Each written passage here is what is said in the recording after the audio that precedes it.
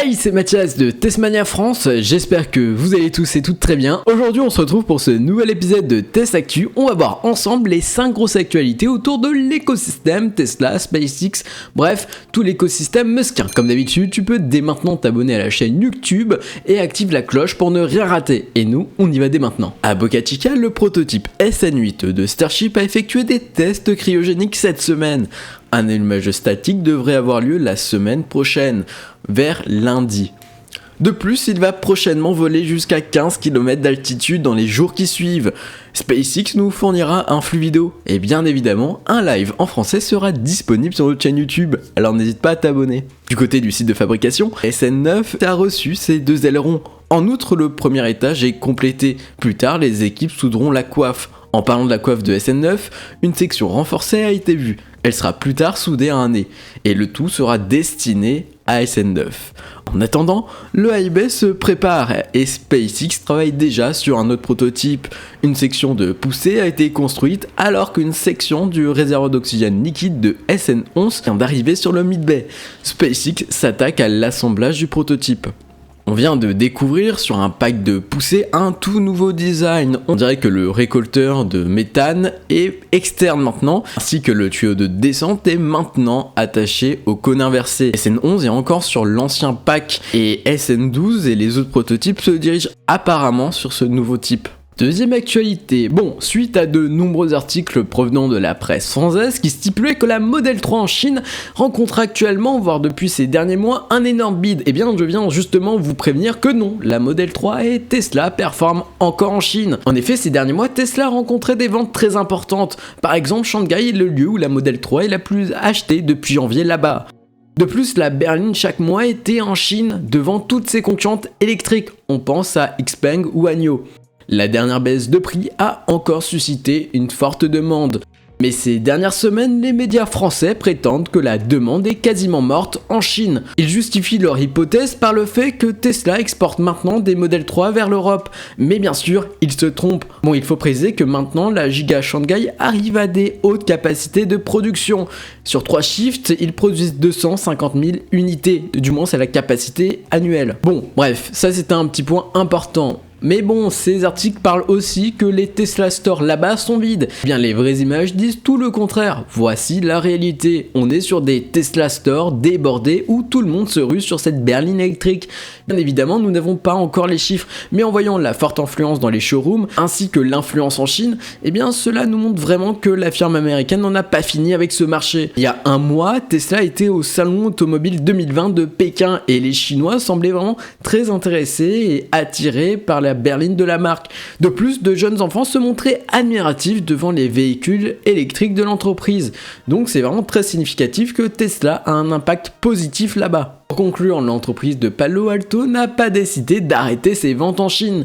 Mais surtout, faites attention à la presse française et aux créateurs de contenu reprenant ces mêmes articles mensongers.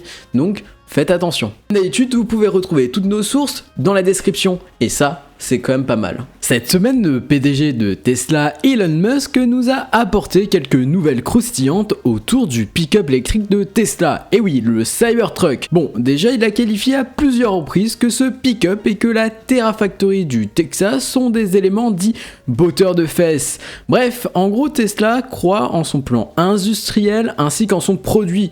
Mais apparemment, quelques changements arrivent. En effet, Elon Musk a annoncé que vers décembre, Tesla nous présentera des actualisations du Cybertruck. On nous parle de quelques changements de design, mais il a noté que le Battery Day est passé par là et donc peut-être qu'on aura plus d'informations et de détails sur le plancher technique. Mais tout le monde s'attend aussi à voir la stratégie de superchargeur Tesla dévoilée pour ce fameux pick-up. La firme nous présentera peut-être le plan qui va introduire, soi-disant, les superchargeurs version 4. Pour en revenir au fait, je pense que le redesign aura des changements plus autour de sa taille que son aspect visuel, car le visuel du Cybertruck est entré dans les codes et le public américain est vraiment très intéressé. Mais le problème restant, c'est sa taille. Et effectivement, ce dernier est plutôt balèze et l'Union européenne n'est pas favorable à sa commercialisation. Même si Tesla a dit lors du Battery Day que le Cybertruck sera un produit pour le marché nord-américain, on peut espérer un changement de taille pour l'Europe. Du moins, on croise les doigts. En tout cas, nous allons suivre cela de près et pour rappel, une première production de Cybertruck devrait arriver vers mai 2021. De plus, la Terafactory du Texas comptera 15 000 employés environ d'après des estimations. Bref, tout cela forme un enjeu colossal. Un petit fait divers, l'entreprise automobile d'Elon Musk vient de commercialiser de la tequila pour 250 $ l'unité aux États-Unis. Elle a 40% d'alcool et on est sur du 750 ml. Bien évidemment, il faut être âgé au moins de 21 ans. En tout cas, même si on ne boit pas d'alcool, le design est vraiment très intéressant. Et petite anecdote, de base, Tesla voulait appeler cette tequila la Teslaquila, mais à cause de droits d'auteur et d'un lien avec une potentielle marque existante, ils ont dû faire Tesla Tequila.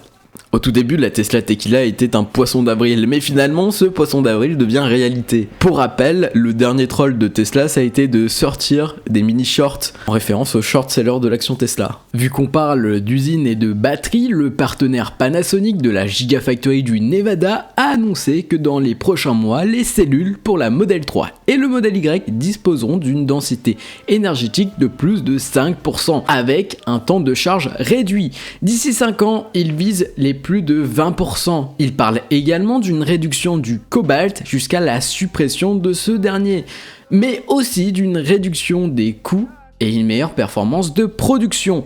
La nouvelle 4680 cathode fer de Tesla sera-t-elle produite par Panasonic aux États-Unis? Mais d'après des propos du partenaire il y a quelques semaines, Panasonic serait en train de travailler avec Tesla sur les 4680 cathodes fer pour les modèles 3, le modèle à 25 000 $ et bien sûr le stockage stationnaire. Elon Musk a quelques semaines fait un lien entre les cellules LFP et les 4680. Bref, en tout cas, le constructeur automobile va devoir réunir ses partenaires pour le développement de la production des 4680 cathodes fer et cathodes nickel-manganèse. Pour finir, Tesla Mag rapporte que SolarSig sera le fournisseur des machines de production de cellules pour la Giga Berlin et la Terafactory du Texas.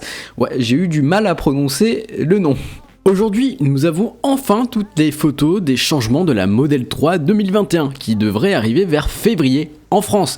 Il est à noter que la pompe à chaleur n'est pas en photo, mais je pensais qu'il était intéressant du coup de revenir sur toutes ces photos et faire un point sur les changements de la Model 3. Tout d'abord, on remarque de nouveaux phares. Ils permettent une meilleure luminosité et une plus longue portée. Nous avons ensuite les nouvelles jantes 19 pouces sur cette image. On a aussi la suppression du chrome sur les caméras. Dans un second temps, on remarque aussi une suppression du chrome sur le support des rétroviseurs. Et encore une fois, suppression de chrome sur les poignées. On remarque également que les vitres sont dotées d'une double épaisseur. On nous a aussi montré le bouton du coffre électrique, le bouton de l'ouverture des portes, et nous avons plus de précision sur le nouveau volant entre guillemets. Il n'y a pas vraiment de changement de design, néanmoins on a un grip plus important, une accroche plus importante, ce qui est pas mal. De plus, les roulettes sont maintenant en métal au lieu du plastique. À bord, on nous montre aussi la nouvelle console centrale, qui est disponible d'ailleurs sur les pré-updates, donc sur les Model 3 qui arrivent prochainement. Petit bonus, on retrouve une clé USB de 64 Go dans la boîte à gants. Elle est fournie par Tesla. Voilà, c'est la fin de cette vidéo. Comme d'habitude, suis-nous sur les réseaux sociaux, les liens sont en description. Abonne-toi, active la cloche, tu peux aussi mettre un pouce bleu si la vidéo t'a plu, et nous on se dit à très vite pour de nouvelles aventures. Allez, bye!